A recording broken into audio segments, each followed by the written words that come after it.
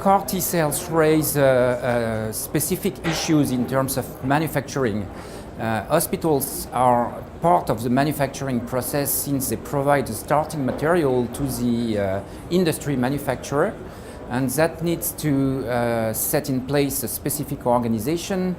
That also means that hospitals or blood banks, being suppliers of manufacturers, will be audited on a regular basis and will need to comply with some of the requests from the good manufacturing practices. We've identified, and all the stakeholders have identified, many bottlenecks in the access to these treatments. As I mentioned before, hospitals need to be qualified by the manufacturer and holder of the marketing authorization before they can start to deliver the treatments. In some institutions that needs upgrading the cell collection and cell processing facilities and organizations. Another bottleneck is the capacities of the manufacturers to actually produce the product.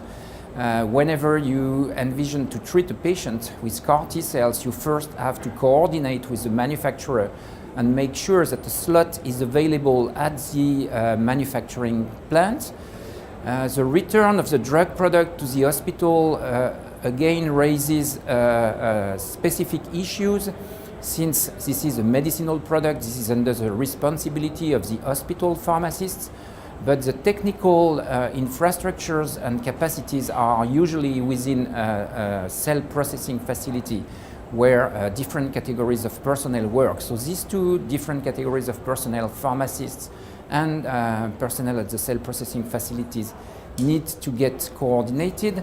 And when we move to the clinical aspects of CAR T cells administrations, that also request a specific organization to deal with the side effects and how, for example, you interact with the intensive care unit in case your patient develops severe cytokine release syndrome. You need to have the organization in place to care for your patient without further delay. So all of these aspects have